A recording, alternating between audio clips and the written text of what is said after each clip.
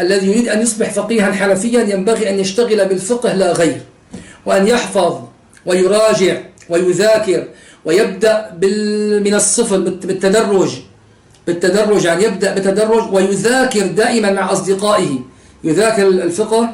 فهذا إن شاء الله تبقى المعلومات في ذهنه بإذن الله. يبدأ أولا مولانا يحفظ نور الإيضاح، يحفظ نور الإيضاح، يقرأه على شيخ ويحفظه تماما، ثم يبدأ مع الشيخ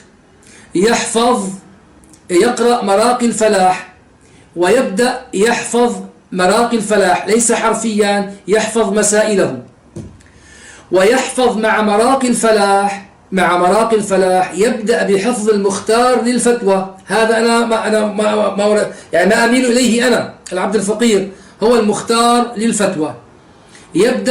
يبدأ بحفظ المختار للفتوى من كتاب الزكاة الحج إلى آخر كتاب، يحفظه بمقاطع، يعني لا يحفظ كم كبير منه، يفعل كل يوم مثلا عنده صحيفة يحفظها ولا ينتقل إلى التي بعدها حتى يراجع يعني يتمكن مما قبلها إلى أن ينتهي من الكتاب.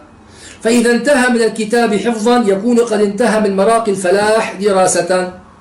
الآن نقول له قبل أن تقرأ الاختيار تقرأ متن اللباب، شرح متن القدوري، تقرأ اللباب ويحفظ فيه من المسائل بالشرح من المسائل التي هي غير موجودة في المختار للفتوى.